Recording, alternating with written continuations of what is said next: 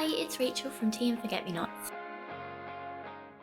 Today I'm going to be painting these shutters. I can already feel the pain. So why am I painting shutters? Well, these are great for display in a retail booth. So instead of making lots of holes in the walls, I can hook things on to display products. To make the shutters look cohesive against my wall, I used the same paint, which was Valspar's Night's Blue Arch. I'll save you the pain of watching how many coats it took to get to a decent level of coverage because I stopped on coat 4 and it still wasn't perfect. But it was okay because I had these beauties to play with afterwards, which is a new clay paint range called Terra Paint, which is great for blending, which is exactly what I wanted to do.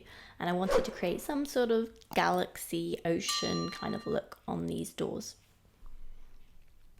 Never has an easier painting process ever taken place. I literally used just one brush, didn't even wash it between the different paints that I dipped it into, and used a mister bottle to blend the paints together.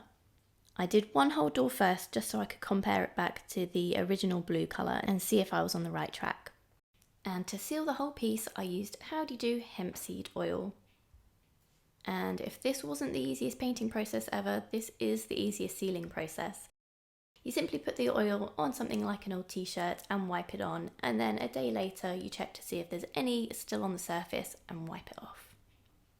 And here they are back in their home, added some convenient display space, a pop of colour and looking a lot more fabulous than before.